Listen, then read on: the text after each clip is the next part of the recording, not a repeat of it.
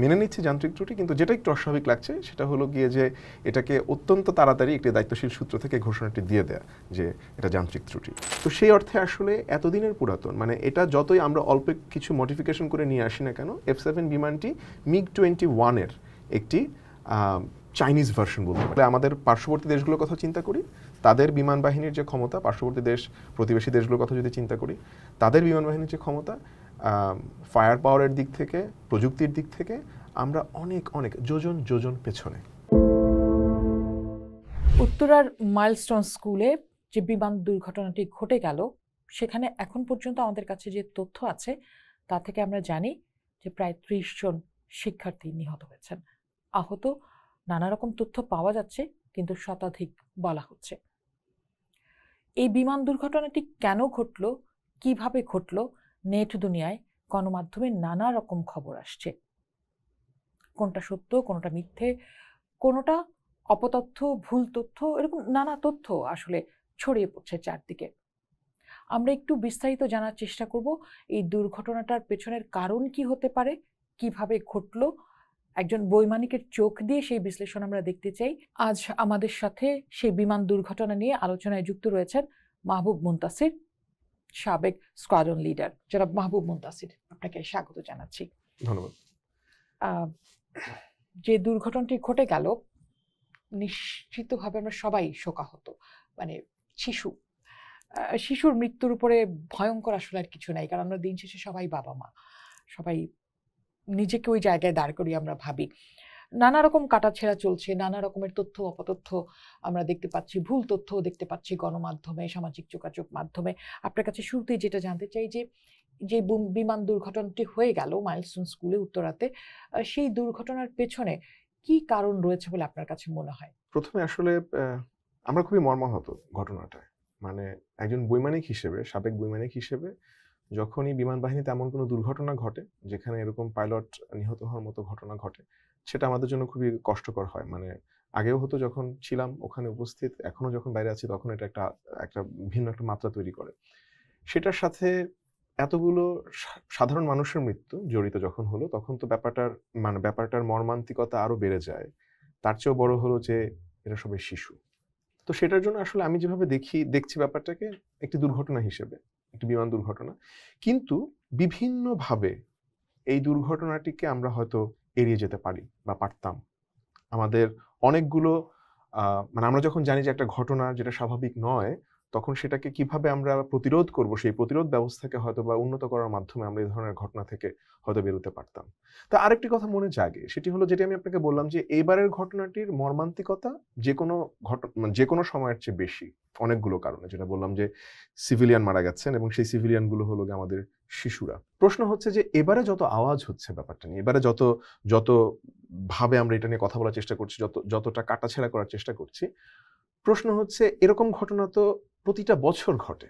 প্রতিটা বছরই এরকম একজন বৈমানিক বিমান দুর্ঘটনা মারা যায়, এবং অধিকাংশ ক্ষেত্রে আপনি দেখবেন যান্ত্রিক ত্রুটি কারণ হিসেবে প্রকাশিত হয়েছে। এখন পর্যন্ত আপনার কাছে কি মনে হয়, মানে যেহেতু আপনার সেই অভিজ্ঞতা রয়েছে এবং পর্যবেক্ষণ, নিশ্চয়ই আপনাদের নিজেদের মধ্যে কথাবার্তা হচ্ছেও, আপনার যারা এক্স সহকর্মী ছিলেন, কি মনে হচ্ছে যে কি হতে পারে এই দুর্ঘটনার কারণ? এখনো পর্যন্ত যেটা মনে হচ্ছে এই দুর্ঘটনার কারণ হয়তো যান্ত্রিক ত্রুটি, যেটা সরাসরি মানে বিমান বাহিনী থেকে বলা হয়েছে। যে পাইলট ফ্লাই করছিল, এটা তার জীবনের প্রথম সোলো ফ্লাইট বলি আমরা। মানে হলো গিয়ে যে সে একটা পরীক্ষা অবতীর্ণ হয়, সে পরীক্ষায় পাশ করলে তারপরে সে বিমানে একা ওড়ার যোগ্যতা অর্জন করে, এবং তারপরে এটা তার প্রথম সোলো মিশন ছিল এই বিমানে। এটা তার এই বিমানের প্রথম সোলো মিশন, মানে কিন্তু এরকম না যে সে আগে কখনো সোলো ফ্লাই করেনি। আগে যেগুলো সে প্রশিক্ষণ করে এসেছে সেগুলোতে সে সোলো ফ্লাই করে এখানে এসেছে। বিমানে কোনো রকম যান্ত্রিক ত্রুটি হয়ে থাকতে পারে, পাইলট কোনো রকম ভুল কিছু, যেটা অস্বাভাবিক কিছু না, কখনো ভুল তো হয়, সেটাও হয়ে থাকতে পারে। যে কোনো কারণেই হোক বিমানটি দুর্ঘটনায় পড়েছে বলে আমি বিশ্বাস করি, এবং এটাই আপাতত মনে হচ্ছে। যদিও মানে অতি তাড়াতাড়ি দুর্ঘটনা ঘটার পরে আসলে একটা দীর্ঘ সময় যায়, এটাকে আমরা এয়ারক্রাফট অ্যাক্সিডেন্ট ইনভেস্টিগেশন বলি, যে একটা দীর্ঘ সময় ধরে বিভিন্ন কিছু পর্যালোচনা করার মাধ্যমে একদম রুট কজটা বের করা হয়, যে কি কারণে এই দুর্ঘটনাটা ঘটেছে। এই ক্ষেত্রটায় অনেক তাড়াতাড়ি আমরা বলে দিয়েছি, মানে আইএসপিআর তো দেখলাম বলে দিয়েছে যে এখানে যান্ত্রিক ত্রুটির কারণে ঘটেছে ব্যাপারটা। কিন্তু আমার ধারণা ধীরে ধীরে আমরা এই দ্রুত বলাটা কি কোনোভাবে অস্বাভাবিক মনে হচ্ছে আপনার কাছে? মানে যেহেতু আপনি বলছেন যে এটা এত দ্রুত বলার আসলে এটা এত কিছু দ্রুত নেই। বলার কথা না, মানে কোনো দায়িত্বশীল সূত্র কখন এত দ্রুত বলতে পারবে না একটি বিমান দুর্ঘটনা কেন ঘটেছে। এটা হলো গিয়ে আমার মতামত। মানে যান্ত্রিক ত্রুটিটা যে বলা হচ্ছে, যান্ত্রিক ত্রুটি বলে দেওয়া হয়েছে, এটা বলতে আসলে তাদের কিছুটা সময় লাগা প্রয়োজন, যেটা আমি আপনাকে বললাম। এবং হয়তোবা তারা বলতে চাইছে এটা যান্ত্রিক ত্রুটি, হয়তোবা বলতে চাইছে যান্ত্রিক ত্রুটিটা মানে একদম কি নিখুঁতভাবে সেটা হয়তো তারা পরে বলবে, বাট এখন আপাতত এটাকে যান্ত্রিক ত্রুটি বলা হয়েছে। মানে আপনি হয়তো যে দেখেছেন এটা, যেটা আমি আসলে সংবাদ মাধ্যমে জেনেছি, অন্য আমার যারা কলিগ আছে, মানে এক্স কলিগ এয়ারফোর্সে, তাদের সাথে কথা বলে যেটা বুঝেছি যে পাইলট আবিষ্কার করেছিল কোনো একটা যান্ত্রিক ত্রুটি, এবং তারপরে আসলে সে বিমানটাকে অন্য কোথাও সরানোর চেষ্টা করছিল। কিন্তু যাই হোক, তারপরে তো আসলে হয়তো সে সময়টাও পায়নি, কারণ খুবই নিচু লেভেলে সে ইয়ে করছিল, মিশন করছিল। হ্যাঁ, তো ওই কারণে এটাকে আমার কাছে যান্ত্রিক ত্রুটি বলেছে, আমি মেনে নিচ্ছি যান্ত্রিক ত্রুটি। কিন্তু যেটা একটু অস্বাভাবিক লাগছে সেটা হলো গিয়ে যে এটাকে অত্যন্ত তাড়াতাড়ি একটি দায়িত্বশীল সূত্র থেকে ঘোষণাটি দিয়ে দেয়া যে এটা যান্ত্রিক ত্রুটি। আচ্ছা, আমরা যদি একটু দেখি যে যেই বিমানটি নিয়ে ওড়া হচ্ছিল, সেটাকে আমরা বলা হচ্ছে যে এটা একটা প্রশিক্ষণ বিমান। কিন্তু এখানে আসার আগে আপনি বলছিলেন যে এটা আসলে প্রশিক্ষণ বিমান নয়। এটা ঠিক কি ধরনের বিমান, যেটা দিয়ে যে বিমানটি গতকালকে ধ্বংস হলো বা সেই স্কুলে পড়লো সেটা, এবং নিয়মিতভাবেই কি আসলে এটা নিয়ে প্রশিক্ষণ দেওয়া হয়? মানে আমি একটু পেছনে গিয়ে বলবো আর কি, ব্যাপারটা যাতে একটু বুঝতে সুবিধা হয়। মানে প্রশিক্ষণ বিমান অর্থ হচ্ছে যে বিমানটা দিয়ে প্রশিক্ষণ দেওয়া হয়, সেই শাব্দিক অর্থে এটা ঠিক আছে। মানে যে F7BGI যে বিমানটার নাম, ওটার যখন কেনা হয় সবসময় আমাদের এই কেনার মানে বিমান কেনার সময় কিছু ট্রেনার ভার্সন কেনা হয়, যেটার কাজ হচ্ছে ট্রেনিং দেওয়াটা। মানে ধরেন এই যে ছেলেটি এখন তৌকির, ফ্লাইট লেফটেন্যান্ট তৌকির, ও যে করছিল F7BGIটি, এর আগে তো ওর বেসিক ট্রেনার শেষ করেছে, বেসিক ট্রেনিং এ শেষ করেছে, তারপরে সে জেট ট্রেনিং করেছে, তারপরে জেট ট্রেনিং শেষ করার পরে তারপরে সেখানে এসেছে। যেহেতু এটা একটা অ্যাডভান্স বিমান, যেহেতু এটার গতি বেশি, তো প্রতিটা ক্ষেত্রেই ওকে তো বিভিন্ন ট্রেনিং এর মধ্য দিয়ে যেতে হয়েছে। এবং যখনও এটা চালাতে এসেছে তখন এটা তো তোকে একটা ট্রেনিং বিমানে বসতে হয়েছে, যেটা আসলে হয় যে যেটা সরাসরি যুদ্ধে যাওয়ার কথা একই ধরনের বিমানে শুধু অল্প একটু মডিফিকেশন করে দুজন পাইলট যেন বসতে পারে, যাতে একজন ইনস্ট্রাকশনাল করতে পারে, এই জন্য দেয়া। তো যুদ্ধ অবস্থায় কিন্তু এই বিমানটি আবার একদম সরাসরি যুদ্ধে ব্যবহার করার মতো বিমান। তো এটাকে সরাসরি যেভাবে প্রশিক্ষণ বিমান বলছি, আমি ওভাবে প্রশিক্ষণ বিমান বলতে আমি নারাজ। এটার তো যুদ্ধ ক্ষমতা আছে, এটি তো নিখাত, মানে যেটা বললাম যে বেসিক ট্রেনিং যখন করছে আমাদের দেশে PT6 এবং পরে গ্রোপ বলে আরেকটি বিমান এসছে, এরা হচ্ছে বেসিক ট্রেনার, ওদের যুদ্ধ ক্ষমতা নেই কিন্তু। তো তার মানে হলো গিয়ে যে আমি যখন এটাকে প্রশিক্ষণ বিমান বলি তখন আমি আসলে বুঝাতে পারি না যে তৌকিরের শিক্ষাটা, মানে বিমান চালানোর শিক্ষাটা কোন পর্যায়ে ছিল। তো ওই জন্য বলছি যে আমি এটাকে নিখাদ প্রশিক্ষণ বিমান বলতে নারাজ। ও যেই টাইপটা ফ্লাই করতে যাচ্ছিল আইএসপিআর থেকেও তো বলা হচ্ছে এটা প্রশিক্ষণ বিমানই বলেছে। কারণ হলো কি, এটা যেটা বলছি যে এটা হচ্ছে সেই জঙ্গি বিমানেরই একটি প্রশিক্ষণ ভার্সন বলতে পারি আমরা, যেখানে সবকিছুই মানে ওর যোগ্যতা, বিমানের যোগ্যতা সবকিছুই সমান, শুধু এখানে একজন ইনস্ট্রাক্টর এটাকে শেখাতে পারবে, এটার একটা ব্যবস্থা করে দেয়া। সে কারণে এটাকে আমি নিখাদ প্রশিক্ষণ বিমান বলতে। তার মানে তো এটা একটা অ্যাডভান্স লেভেল আসলে তৌকির যেটা ছিল, যেহেতু আপনি বলছেন যে এটা আসলে যুদ্ধ বিমানই তিনি উড়াচ্ছিলেন, তার মানে তো হি ইজ স্কিলড অলরেডি, মানে হি ইজ স্কিলড অলরেডি, তার স্কিলের উপরে যে ধরনের প্রশ্ন উঠছে সেটা আসলে তোলা উচিত না। মানে সে হঠাৎ করে এই কি বলবো সুপারসনিক বিমানটি চালাতে ওঠেনি। এয়ারফোর্সের ট্রেনিং খুবই চমৎকার ব্যবস্থা একটা, এটা আমি স্বীকার করবো, আমি ট্রেনিং ব্যবস্থার মধ্যে দিয়ে গিয়েছি। মানে আজকে আমি মানে যখন তৌকির যখন F7 এসেছে, তার মানে তার কাঁধে যথেষ্ট পরিমাণে প্রশিক্ষণ দিয়ে তাকে এই পর্যায়ে নিয়ে আসা হয়েছে। সে অলরেডি না করে হলেও দুটো ধরনের বিমান সে চালিয়েছে নিশ্চিতভাবে এখানে আসার আগে, তার মানে সে একদমই আনস্কিলড না, একেবারেই না। এবং যে বলা হচ্ছিল যে সোলো পারফরমেন্স ছিল সেদিন ওনার, সো এটা তার নিশ্চয়ই প্রথম সোলো পারফরমেন্স না। সো সেই জায়গায় আসলে তার অভিজ্ঞতা এবং যোগ্যতা নিয়ে প্রশ্ন তোলার কোনো কিছু নাই। এবার আমি যে জায়গাটিতে একটু প্রশ্ন রাখতে চাই সেটা হচ্ছে যে বলা হচ্ছে এই বিমানগুলো যথেষ্ট পুরনো বিমান এবং গত 30 বছরে বাংলাদেশে যে বিমানগুলো এসছে তার বেশিরভাগই পুরনো বিমানই ব্যবহার করা হচ্ছে, অন্তত প্রশিক্ষণের ক্ষেত্রে পুরনো বিমান হচ্ছে। আমরা গণমাধ্যমে দেখছি যে গত 16 বছর আসলে কোনো বিমানই কেনা হয়নি। সেক্ষেত্রে আপনার একটু মন্তব্য জানতে চাই, যেহেতু আপনি কাজ করে এসেছেন, আসলে কি অনেক পুরনো বিমান দিয়ে এই ট্রেনিং গুলো হচ্ছে? আমি যদি একটু F7 সিরিজের কথাটাই ফার্স্টে বলি, তার সাথে হয়তো নিজের অভিজ্ঞতা একটু বলবো। F7 সিরিজের আমাদের 3টা ভ্যারিয়েশন আমরা ফ্লাই করেছি বিমান বাহিনীতে। প্রথমে যেটা এসেছিল এটা বোধহয় 85-86 সালের দিকে F7MB, যারা এখনো ফ্লাই করছে। তারপরে এসেছিল F7BG 2006 সালে। তারপরে এলো হচ্ছে 2013 সালে F7BGI, এটা হচ্ছে তৃতীয় ভার্সন। প্রথম এমবির সাথে বিজির ভার্সনে কিছু মডিফিকেশন যেটা বাংলাদেশ এয়ারফোর্স চেয়েছিল সেই অনুযায়ী ওরা করে দিয়েছে। এরপরে যখন বিজিআই এসেছে তাতেও অল্প কিছু মডিফিকেশন বাংলাদেশের তরফ থেকেই ছিল, সেটা সেভাবে তারা করে দিয়েছে। তো তার মানে 2013 সালে যে বিজিআই গুলো এসেছে তাদের বয়স অলরেডি হয়ে গেছে 12 বছর। প্রশ্নটা যেখানে আপনি যেখানে যে জায়গা থেকে প্রশ্ন করেছেন কিনা আমি ওখানে আসলাম, যে আপনি যেখান থেকে প্রশ্নটা করেছেন আমার আসলে প্রশ্ন ঠিক ওখানেই, যে আমরা একটি বিমান বাহিনী অত্যন্ত প্রযুক্তিগত উৎকর্ষের একটা জায়গা।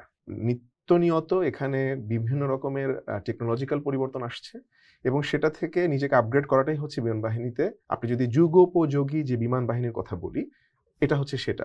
তো সেই অর্থে আসলে এতদিনের পুরাতন, মানে এটা যতই আমরা অল্প কিছু মডিফিকেশন করে নিয়ে আসি না কেন, F7 বিমানটি MiG-21 এর একটি চাইনিজ ভার্সন বলতে পারি। মানে MiG-21 ছিল সোভিয়েত একটি বিমান, সেটারই একটি চাইনিজ বিল্ট ভার্সন হচ্ছে F7 গুলো।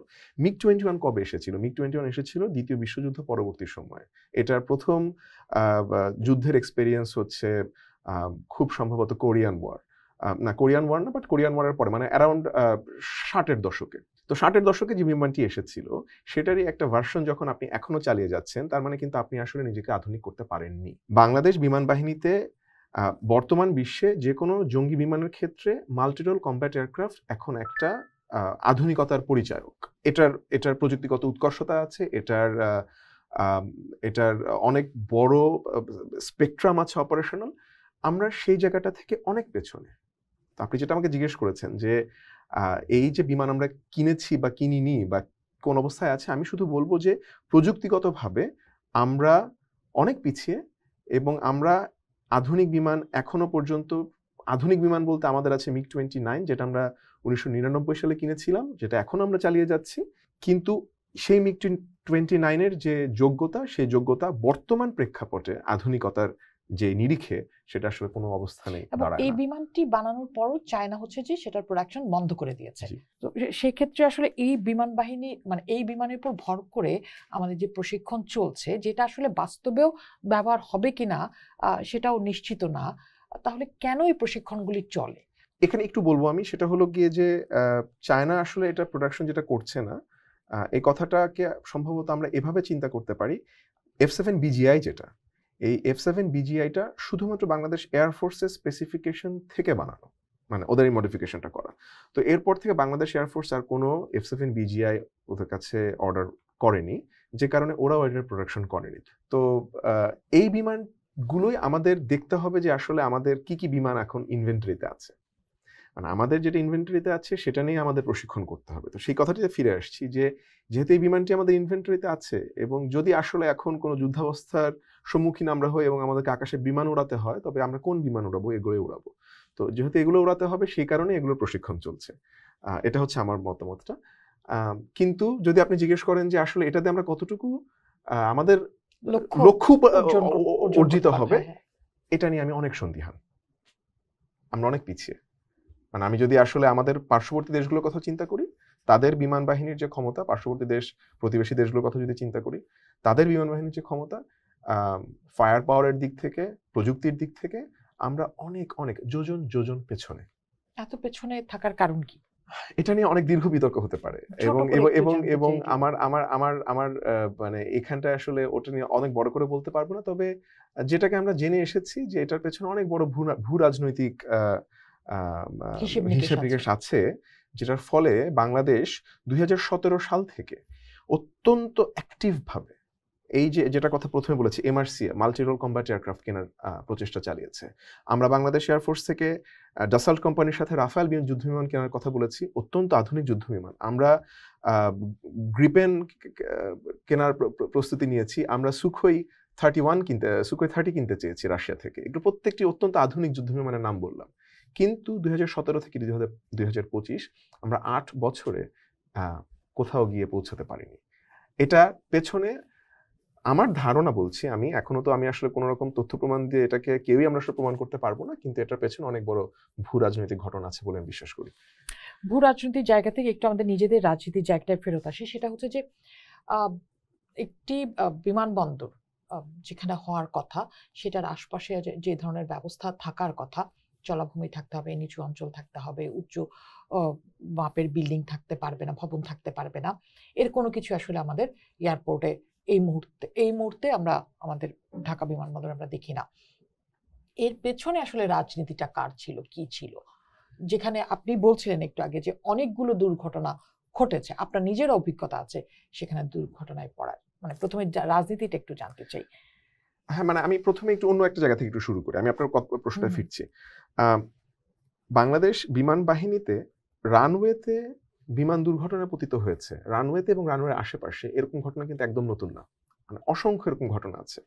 আমি বিমান বাহিনীতে যোগ দেওয়ার আগে ঘটনা একটা ঘটে, F7-এরই একটা বিমান দুর্ঘটনা পড়ে এয়ারপোর্ট রানওয়েতে, এবং সেখানে একজন পাইলট মারা যান এবং একজন পাইলট বেঁচে যান। এরপরে 2003 সালে আশকোনা দক্ষিণ খান, ওখানে একটা F7 পড়ে গিয়েছিল, পাইলট বেঁচে গিয়েছিলেন, বাট ওখানেও কিছু হতাহত হয়েছিল। সংখ্যাটা তো বড় ছিল না, কারণ তখন অতটা ঘন বসতিপূর্ণ হয়নি জায়গাটা, অল্প কিছু মানুষ মারা গিয়েছিল, মনে হয় 4-5 জন এরকম কিছু একটা হবে, সঠিক মনে পড়ছে না। এরপরে রানওয়েতে আমি নিজের চোখে 3টি ঘটনা দেখেছি। আমার নিজের একটা ঘটনা ঘটেছে যেটা রানওয়েতে আমার চোখের সামনে পাইলট টেক অফ করার পর বঙ্গোপসাগরে পড়ে গেছে, আমার চোখের সামনে পাইলট ল্যান্ডিং করতে আসার সময় কর্ণফুলী নদীতে পড়ে গেছে। তো রানওয়ের আশেপাশে বিমান দুর্ঘটনা বিশ্বে তো বটেই, বাংলাদেশেও নতুন কোনো ঘটনা না, তার মানে এটা ঘটে। এবং এটার জন্যই ওই যে আপনি যেটা বলছিলেন যে রানওয়ের চারপাশে একটা নিরাপত্তা বলয় থাকতে হয়। এখন আপনি খুবই যথার্থ একটি প্রশ্ন করেছেন যে এই নিরাপত্তা বলয়টা কারা মানছে না এবং কেন মানছে না। এখানে তো মানে যদি রাজুক কর্তৃপক্ষ যদি একটি দিয়ে দেয়, কি বলে এটাকে, অনুমতি দিয়ে দেয় কোনো বিল্ডিং ওখানে দাঁড়িয়ে যাওয়ার, তবে সেখানে তো সিভিল এভিয়েশনের একটা আপত্তি জায়গা থাকার কথা যে আমার রানওয়ে চারপাশে তো এত ঘনবসতি হতে পারে না। মানে কেন রানওয়ে থেকে 10 ফিট 15 ফিট পেছন থেকে একটি দেয়াল, এবং সেই দেয়ালের পরে মানুষ বসবাস করবে। এই যে দুর্ঘটনাগুলো ঘটে, এই ঘটনাগুলো ঘটার পেছনে তো আমি আসলে মানুষের অসততা, অসাধুতা এবং তাদের যে অর্থর প্রতি যে ভালোবাসা, সেখান থেকে যে নিরাপত্তা বলয় জিনিসটাকে সংকুচিত করে নিয়ে আসার যে প্রচেষ্টা, এটা ছাড়া অন্য কিছুকে দায়ী করতে পারি না। এবং এই জিনিসগুলোকে নিয়ন্ত্রণ করার জন্য দায়িত্বশীল গোষ্ঠীর থাকার কথা, রাজনৈতিক গোষ্ঠী থাকার কথা। গোষ্ঠী তো আছে, আমার একদিকে রাজুক আছে, একদিকে এভিয়েশন আছে, তো তারপরেও কেন আসলে এরকম ঘনবসতিপূর্ণ একটা এলাকার মধ্যে আমার বিমানবন্দর এখনো রয়ে গেছে, এবং এখনো প্রতিদিনই আমি বলতে পারি যে প্রতিদিন অন্তত সেখানে নতুন করে একটি উঁচু ভবন হওয়ার পারমিশন বের হচ্ছে। এই গাফিলতিগুলি কার আসলে, মানে কাকে আপনি দায়ী করবেন এই দুজনের মধ্যে, কাকে বেশি দায়ী করবেন? আমি ঠিক ওখানটাতেই মানে যেটা বলতে চাইছি যে মানে এই অসাধুতা তো আসলে শুধু ব্যবসায়ীর নয়, মানে তারাও তো একটা মই ব্যবহার করে এই জায়গাগুলোতে ওঠার জন্য। সেই মইটা দেখা যায় যে এই মানে আমি একদম নিঃসংক চিত্তে এটা বলছি, মানে অবশ্যই কারোর প্রতি কোনো রকমের কি বলবো অসম্মান দিয়ে বলছি না, কিন্তু এই ঘটনাটি ঘটছে। ঘটনাগুলো যদি এই ঘটনাগুলো না ঘটতো, যদি এই রেগুলেটরি কমিশনগুলো, যদি এই নিয়ন্ত্রক সংস্থাগুলো, যদি এই কমপ্লায়েন্ট এনশিওর করার যে এজেন্সিগুলো আছে, তারা যদি মানে সৎভাবে কাজগুলো করে যেতেন, এই প্রক্সিমিটিতে, রানওয়ের প্রক্সিমিটিতে একটা কলেজ দাঁড়ানোর কথা না, এই বাড়িঘর এখানে থাকার কথা না, হওয়ার কথা ছিল না। রাজুক কর্তৃপক্ষ জানার কথা, তাদেরই এটা প্রতিহত করার কথা, অনুমতি দেওয়ার কথা না। এবং যদি তার অনুমতি দিয়েও দেয়, তবে সেখানে বেসামরিক বিমান চলাচল কর্তৃপক্ষের অবশ্যই অভিযোগ থাকার কথা। এবং এই অভিযোগে আমরা তো অনেক বিল্ডিংকে ভেঙে যেতে দেখেছি অতীতে, এরকম তো না যে ভাঙেনি। সবসময় এটা কাজ করছে না, মানে তখন আমার কাছে মনে হয় যে এখানে কিছু ঘটনা ঘটছে, যে ঘটনাগুলো হয়তো প্রকাশ্যে আসছে না এবং যেগুলোর জন্যই এই দুর্ঘটনাগুলো দুর্ঘটনাটা না ঘটাটাই অস্বাভাবিক ঘটনা। আচ্ছা, আমি একটা জায়গায় আসতে চাই, সেটা হচ্ছে যে আমাদের ঢাকার বাইরে আমরা জানি যে আরো 28টা বিমানবন্দর রয়েছে, টোটাল 28টা বোধহয়। সেগুলোকে আমরা আসলে ব্যবহার করতে পারি এই ধরনের প্রশিক্ষণের জন্য? এখানে দুটো কথা বলবো। একটা হলো গিয়ে যে বিমানবন্দরগুলো রয়েছে ঢাকার বাইরে, মানে বেশিরভাগই অব্যবহৃত, 4টা আমরা ব্যবহার করতে পারি। জি, যে রানওয়েগুলো আছে সেই রানওয়েগুলো আসলে আমাদের ফাইটার বিমানগুলো চালানোর জন্য উপযুক্ত না। মানে ফাইটার বিমানগুলো চালানোর জন্য একটু দীর্ঘ রানওয়ের প্রয়োজন পড়ে। এটা হচ্ছে আমাদের এই রানওয়েটা বাংলাদেশের ভেতরে সবচেয়ে বড় এখনো পর্যন্ত। আর এরকম বড় রানওয়ে আছে চট্টগ্রামে, আর এরকম বড় রানওয়ে আছে কক্সবাজারে, যেটাও নতুন হয়েছে। আর যশোরে এতটা বড় না, কিন্তু ফাইটার উড়ানো যায় এই ধরনের বড় আর কি। এটা হচ্ছে একটা কথা এখানে। তো এই জায়গাগুলোতে কিন্তু আমাদের ফাইটার বিমান আছে। মানে যশোর হচ্ছে বাংলাদেশ বিমান বাহিনীর প্রশিক্ষণ ঘাঁটি। ওখানে বেসিক ট্রেনার আছে, অ্যাডভান্স জেট ট্রেনার আছে, বেসিক জেট ট্রেনার আছে, সবকিছু ওখানে। আমরা নিজেরাও যখন বড় হয়েছে ওখানে ফ্লাইং শিখেছি যশোরে, একদম যখন যারা শুরু করে। এরপরে চিটাগংয়ে আমাদের ফাইটার বিমান আছে, চট্টগ্রামেও আমাদের মোটামুটি অপারেশন ওখানে, ওটা একটা কম্পোজিট এয়ার বেস। ঢাকার যে বিষয়টা, এবার অন্যটায় আসছি, যে এই প্রশিক্ষণটাকে সরানো যেত কিনা, এইটার উত্তর হচ্ছে না। কেন যেত না? কারণ এই যে ছেলেটি তৌকির, ও তো আসলে একজন ফাইটার বৈমানিক হওয়ার স্বপ্ন দেখেছে। ও তো আসলে একজন ফাইটার বৈমানিক হতে যাচ্ছিল, যে হলো গিয়ে ফাইটার বিমানে আকাশে উড়ে যাবে। তো সেটাতে যাওয়ার পথে ওকে যে প্রশিক্ষণটুকু নিতে হবে সেটা আসলে এখানেই নিতে হবে। যেটা প্রথমে বলেছি, স্ট্র্যাটেজিক্যালি আমরা বিমানগুলোকে এখানে রেখেছি, এবং সেটা চালানোর জন্য যেই স্কিল দরকার, সেটার জন্য যে ট্রেনিং দরকার, সেটা আসলে এখানে নিতে হবে। আচ্ছা, যেহেতু তৌকিরের প্রশ্নই আসলো, সেখানে একটু বলি যে তৌকির গতকাল যে দুর্ঘটনাটি ঘটলো সেখানে বলা হচ্ছে যে এই দুর্ঘটনাটির মধ্যে আসলে কিছু অস্বাভাবিকতা রয়েছে। অনেকে সুপরিকল্পিত বলছেন, ষড়যন্ত্র বলছেন, নানা ধরনের তথ্য, যেটা আমি শুরুতেই বলছিলাম যে নানা অপতথ্য, ভুল তথ্য আসছে। সেখানে ইজেকশন সিস্টেম ব্যবহারটা ঝুঁকিপূর্ণ বলছেন অনেকে। এই অবস্থায় আসলে করা উচিত না। নিশ্চিতভাবে আমরা কম জানি, বেশিরভাগ মানুষ আপনারা অনেকখানি জানেন। সেটা আদতেই কি ঝুঁকিপূর্ণ? যারা অনেকেই মতামত রাখছেন যে এই অবস্থায়, মানে এই নিচু অবস্থায় আসলে এই ইজেকশন জরুরি ছিল না, এটার পেছনে কোনো উদ্দেশ্য আছে। আপনি তার সাথে কতটা একমত? মানে আপনার পর্যবেক্ষণ কি বলে? আমার পর্যবেক্ষণ হচ্ছে এগুলো মানুষের কল্পনাপ্রসূত কথা, যেটা মানুষজন বলছে। কল্পনাপ্রসূত বলতে বোঝাচ্ছি যে আসলে ইজেক্ট করতেই হতো। মানে যদিও নিজেকে বাঁচাতে চাইতো, ওর ইজেকশন ছাড়া কোনো উপায় ছিল না। উপায় যে ছিল না এটা আমরা দেখেছি, বিমানটা তো ধ্বংস হয়েছে মাটিতে পড়ে। তো এই কথাটি সত্য যে নিচু লেভেলে ইজেকশন সিটের এফিসিয়েন্সি কমে যায়। আমরা যে ইজেকশন সিটগুলো ব্যবহার করি সেগুলোকে আমরা 0-0 ইজেকশন সিট বলি। মানে হচ্ছে 0 স্পিড এবং 0 অল্টিটিউডে সেফলি ইজেক্ট করতে পারে এগুলো। মানে আমি নিজে করেছি 0 অল্টিটিউড থেকে। আমার ইজেকশনের সময় আমি রানওয়ের উপরে আসলে ছিলাম। তো কিন্তু এক্ষেত্রে একটি বিষয় খুব গুরুত্বপূর্ণ, সেটি হচ্ছে এয়ারক্রাফটের স্টেবিলিটি। ও যে অবস্থা থেকে আমরা যেটা শুনেছি লোকমুখে, যেটা বুঝেছি, ও মানে একটা স্টেবল অবস্থায় ছিল না এয়ারক্রাফটটা। তো লো লেভেলে আনস্টেবল একটা এয়ারক্রাফট থেকে ইজেক্ট করে যাওয়াটা খুবই ঝুঁকিপূর্ণ। তো যেটা হয়েছে যে ও ইজেক্ট করেছে, কিন্তু ইজেকশনটা সাকসেসফুল হয়েছে, ও তো বের হয়ে গেছে বিমান থেকে, প্যারাশুটও খুলেছে। কিন্তু ওই যেটা বললাম যে খুব ঝুঁকিপূর্ণ হয়ে যায়, সেই ঝুঁকি থেকে ওর ভেতরে যে ইন্টারনাল ইনজুরি হয়েছে, আমার ধারণা, আমি এখনো বলছি এটা আমার ধারণা, যতটুকু জানি যতটুকু বুঝি সেখান থেকে বলছি, যে সেই ইন্টারনাল ইনজুরি থেকে আসলে ওর এই আনটাইমলি ডিমাইজটা হলো। কিন্তু এখানে কোনো ষড়যন্ত্র খোঁজার কোনো স্থান আছে বলে আমার মনে হচ্ছে না। কেন মনে হচ্ছে না? এটা একটু ব্যাখ্যা করা যায়। মানে এটাকে মানে একজন বৈমানিক হিসেবে আপনারও দুর্ঘটনায় পড়ার অভিজ্ঞতা রয়েছে। সেই অভিজ্ঞতা থেকে কোন অঙ্ক মিলালে মনে হয় যে এটা আসলে ষড়যন্ত্র না, এটা একদম মানে সামাজিক যোগাযোগ মাধ্যম ছেয়ে গেছে যেটা ষড়যন্ত্র, বিগত মানে আমি যে কারণে এটাকে ষড়যন্ত্র তত্ত্ব বলছি আর কি, কারণ মানে যে কারণে বলছি যে এটা না, ষড়যন্ত্র তত্ত্ব না, তার কারণটা হলো গিয়ে যে এরকম ঘটনা অস্বাভাবিক না, যখন নাকি খুবই অস্বাভাবিক মানে আনস্টেবল একটা এয়ারক্রাফট থেকে এত লো অল্টিটিউডে যখন কোনো ইজেকশন করতে হয়। এটা আমাদের ম্যানুয়ালেও বলা থাকতো, ইজেকশন সিটগুলো ম্যানুয়ালেও বলা আছে যে এত হাইটের ওপর থেকে করলে পরে এটা নিরাপদ, এত হাইটের নিচ থেকে করলে পরে অনেকগুলো, মানে প্রায় 4-5টা অঙ্ক মিলে গেলে তখন এটা একটা সেফ এক্সিট হবে। বাট অঙ্কগুলো যদি না মেলে, যেটা ওর ক্ষেত্রে মিলেনি আসলে, ও খুবই ক্লোজ একটা প্রক্সিমিটিতে, গ্রাউন্ড থেকে খুব কাছে, সেখানে ও এয়ারক্রাফটের তখন ভেতরে কিভাবে ও আসলে নিয়ন্ত্রণ করতে চেষ্টা করছে আমরা এখনো জানি না, সেটা আমরা পরবর্তীতে জানতে পারবো যখন তদন্ত রিপোর্টটা হাতে আসবে। তো এই সময় যখন ইজেকশনটা ঘটেছে, সেখানে যে ওর মানে এই দুর্ঘটনার পরে ওর যে শারীরিক অবস্থা, এটা আসলে অনুমেয় কিছু না, এটা খুবই অনুমেয়, যে এটা হতে পারে, এটা অস্বাভাবিকতা এখানে নেই। তৌকিরের মৃত্যু নিয়ে নানা রকমের মতামত পাওয়া যাচ্ছে, আপনার কাছে কি মনে হয়? আমি যতটুকু জেনেছি সেটা হলো গিয়ে যে ওই যেটা বললাম যে আসলে খুবই আনইউজুয়াল একটা মানে আনস্টেবল একটা জায়গা থেকে ইজেকশন করা, তো এর ফলে এটাতে যেটা হয় যে পাইলটের ওপরে একটা ফিজিক্যাল কিছু ইনজুরি হওয়ার একটা অনেক বড় চান্স থাকে।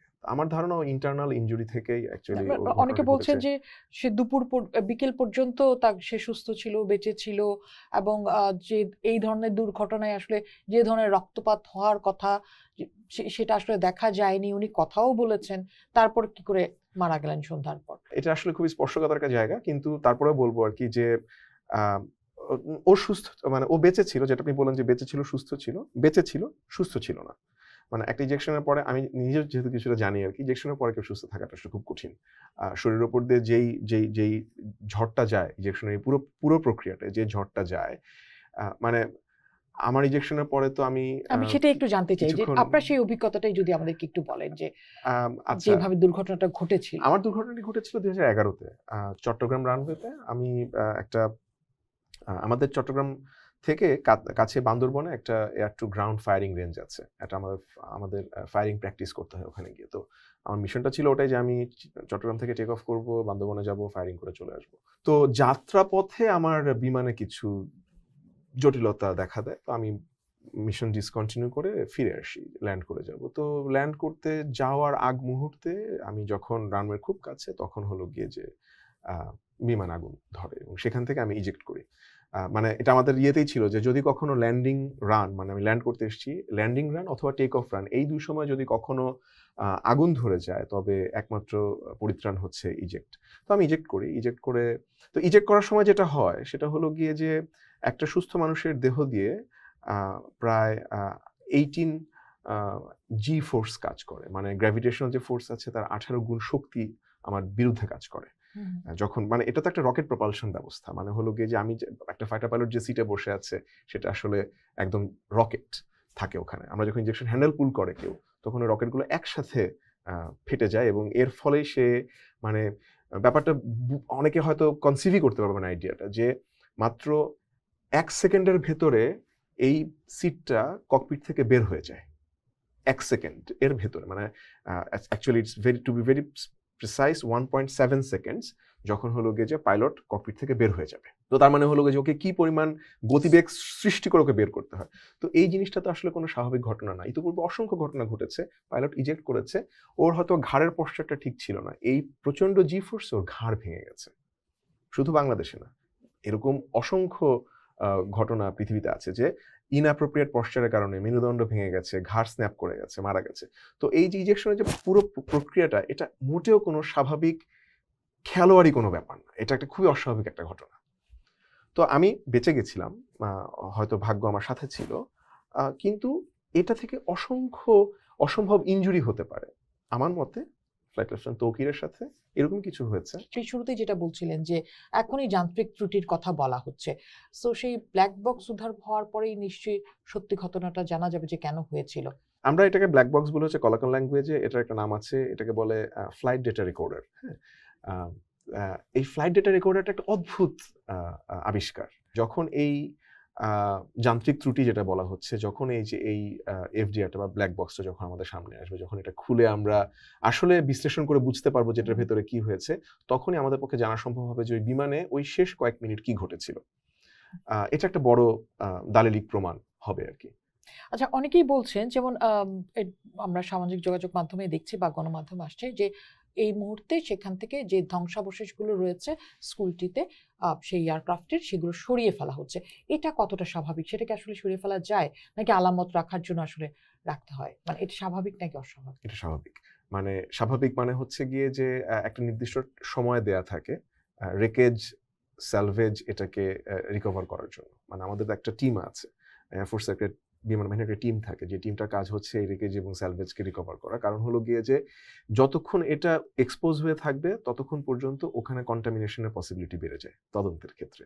সো যেটা করা হয়, তারা তাড়াতাড়ি জিনিসটাকে কর্ডন করে জিনিসটাকে রিট্রিভ করে তারপরে, কারণ এটা তো মেটেরিয়াল দেখার ব্যাপার আছে, মেটেরিয়াল কোনো ফ্যাটিক হয়েছে কিনা এটা দেখার ব্যাপার আছে, যেটা ব্ল্যাক বক্স বলছেন এফডিআর, ওটাকে অ্যানালাইজ করার ব্যাপার আছে, ওটাকে খুঁজে পাওয়ার ব্যাপার আছে।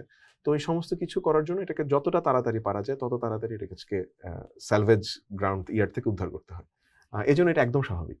মাহবুব, আপনার কাছ থেকে যে জিনিসটা একটু জানতে চাই সেটা হচ্ছে যে এই যে ধরুন যে কোনো ঘটনা ঘটছে, তারপর আমরা সেটা নিয়ে খুব হইচই হচ্ছে, সমস্ত দুর্ঘটনাই আসলে একই রকম আমরা রিয়াকশন দেখাই, কিন্তু এই জায়গাটিতে যেখানে আসলে একটি অত্যন্ত সুগঠিত একটি বাহিনী রয়েছে, তাদের নজরে নিশ্চয়ই সবকিছু রয়েছে, তারপরেও এত বড় একটা দুর্ঘটনা ঘটলো, আমাদের আসলে কি প্রিকশন নেওয়ার কোনো সুযোগ নেই বা ছিল না বা থাকে না, বা এতগুলো দুর্ঘটনা ঘটছে, আপনি বলছেন প্রতি বছর আসলে এই ধরনের দুর্ঘটনা ঘটে এবং এবার সেটা ম্যাসিভ, আমরা কি আসলে আগাম কোনো ব্যবস্থা নিতে পারি না? এটা আমারও আসলে একটা যেটা নিজের মনের প্রশ্ন, যে অনেক বড় একটা ঘটনা সৃষ্টি না হলে কি আমরা কোনো ব্যবস্থা নেব না, এর ব্যাপারটা কি এরকম কিনা। মানে প্রতি বছরই আমি এয়ারফোর্সে ঢুকেছি, ঢোকার আগের দু একটা গল্প জানতাম এবং ঢোকার পরে তো আসলে প্রতি বছর একটা করে বিমান দুর্ঘটনা দেখেছি এবং মৃত্যু দেখেছি। মৃত্যুর মিছিলে আমার অনেক পরিচিত জনের নামও আছে, এয়ারফোর্সে পরিচিত। তো এই যে ঘটনাটা আমাদের ঘটতে ঘটতে আসে, এটাতে আমাদের তো অনেক, মানে আমরা প্রতিবার আপনি দেখবেন প্রতিটি দুর্ঘটনাতে কারিগরি এবং যান্ত্রিক ত্রুটির কথা এসছে। তো যান্ত্রিক ত্রুটির কথা যখন আসে তখন আমার প্রশ্ন হচ্ছে যে আমরা এই বিমানগুলো, যেগুলোকে নাকি আপনি যদি আজকে কোনো ওপেন সোর্স ইন্টারনেটে যান, আপনি দেখবেন যে এই জিনিসটা নাকি বানানো হয়েছিল বাংলাদেশের কি বলে চিপ টেকনোলজি ব্যবহার করে যেন জিনিসটা বানানো হয়, এই ধরনের কথাবার্তা আপনি ওপেন সোর্সে পাবেন। তার মানে হলো কি যে আমরা কম দামি জিনিস খুঁজছি। তো আসলে কম দামি জিনিস খুঁজে আমরা কি অর্জন করতে চাইছি? বাজেটে খুব ঘাটতি থাকে এখন আপাত দৃষ্টিতে তো এটা এটা এটা ছাড়া অন্য কোনো কারণ চোখে পড়ছে না, যে মানে আমাদের হয়তো কেনার জন্য টাকা দেওয়া হচ্ছে না, বা আমরা ওই ঘুরে ফিরে এমন কিছু কিনছি যেটা আসলে বর্তমান প্রেক্ষাপটে একদমই অনাধুনিক, যেটার আসলে মেশিনারিজের ক্রেডিবিলিটিজ কোয়েশ্চেনড, এবং যে জায়গাটাতে আসলে আমরা যেটা দিয়ে আমরা যে অনেক বড় যুদ্ধ করে ফেলতে পারবো এমনও কিছু না। প্রযুক্তিগতভাবে অত্যন্ত পশ্চাৎপদ কিছু যন্ত্র কিনে নিয়ে আসছি এবং এই যন্ত্রগুলো আমাদের অত্যন্ত স্কিলড লোকজন চালায়। মানে আমি তো মানে এয়ারফোর্সের সাথে যেহেতু আমি জানি যে ওখানকার পাইলটদের কেমন যোগ্যতা।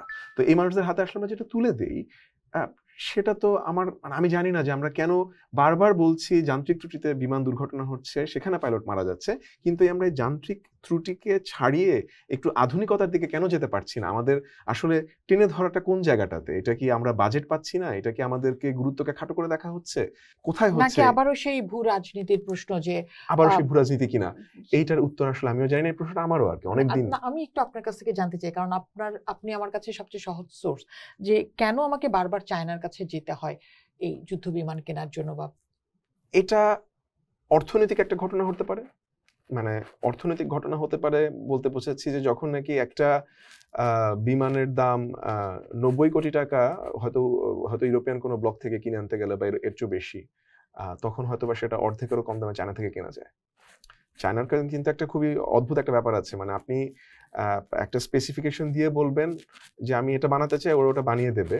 তার যে স্পেসিফিকেশন হচ্ছে বড় হচ্ছে গিয়ে আপনি বলবেন যে এত টাকার ভেতরে চাই, ওরা অত টাকার ভেতরে আপনাকে জিনিসপত্র বানিয়ে দিতে পারে, ওরা সবকিছু বানাতে পারে। তো মানে পাকিস্তান যখন চায়না থেকে কেনা বিমান নিয়ে ভারতের সাথে যুদ্ধ করছে, তখন তো এ ধরনের কোনো কমপ্লেন আমরা পাই না, অভিযোগ পাই না। তার মানে ব্যাপারটা কি শুধু চায়না, নাকি সেটার সাথে আমাদের অর্থনীতি জড়িত? এবং যদি আমাদের অর্থনীতি জড়িত হয়, তবে নীতি নির্ধারকেরা কেন সেই অর্থনীতিকে নিজেদের দিকে টেনে আনছেন না? এটার না, কিন্তু আমার বাজেটের সবচেয়ে বড় বরাদ্দ তো থাকেই সামরিক খাতে, তাহলে কেন বাজেট ঘাটতি হতে পারে বলে মনে হয়? এটা একটা খুবই নিগূঢ় প্রশ্ন হয়ে যাবে আসলে, যেটার উত্তরটা আমি হয়তো বা এখানে বসে আপনাকে একদম সঠিকভাবে দিতে পারবো না। কিন্তু যেটা আমরা দেখে এসেছি যে সামরিক বাজেটের ঘাটতির কারণে, বা ঘাটতি হোক বা যেই হোক না কেন, সেটার কারণে আসলে আমরা বিমান বাহিনী আধুনিকায়ন করতে পারিনি। তার মানে দুটো হতে পারে, মানে আমাদের হয়তো বা সামগ্রিক বাজেটটাই ছোট, যেটা থেকে যে বিমান বাহিনীতে যে অংশটুকু যায় সেটা দিয়ে আধুনিকায়ন জিনিসটা সম্ভব না, অথবা হয়তোবা আমরা যথেষ্ট পরিমাণ গুরুত্ব ওখানে দিচ্ছি না, নাকি আসলে একটা দুর্নীতির ছায়াও সেখানে আছে, অথবা যেটা আসলে এটাকে একদম সম্পূর্ণভাবে উড়িয়ে দেওয়া যাচ্ছে না। অনেক ধন্যবাদ মাহবুব আমাদেরকে সময় দেওয়ার জন্য। আমাদের সাথে ছিলেন সাবেক স্কোয়াড্রন লিডার মাহবুব মুনতাসির। আমরা জানছিলাম এই বিমান দুর্ঘটনার পেছনে কি কি কারণ হতে পারে। খুব পুঙ্খানুপুঙ্খভাবে জানা না গেলেও কিছুটা জানতে পারলাম যে এর পেছনে আসলে একটা লম্বা দুর্নীতি রয়েছে, ভূ রাজনীতি রয়েছে, কিন্তু সবকিছুর ঊর্ধ্বে তো মানুষ, মানুষের প্রাণ। এই মুহূর্তে যে বাবা মা তার সন্তানকে হারিয়েছেন, তারা নিশ্চয়ই এর পেছনের কারণ খুঁজবেন না, তারা শুধু জানেন তার সন্তানটি নেই। তিনি যখন খাবেন কিংবা ঘুমাতে যাবেন, তিনি জানবেন তার পাশে তার সন্তানটি নেই। যার হারায় সেই শুধুমাত্র জানে যে তার কতটুকু হারালো। সামনের দিনে আর যেন কাউকে হারাতে না হয়, নিশ্চয়ই সেই ব্যবস্থা যারা কর্তৃপক্ষ রয়েছেন তারা নেবেন। পোস্ট দেখুন, ভাবুন, করুন, পোস্টের সাথেই থাকুন।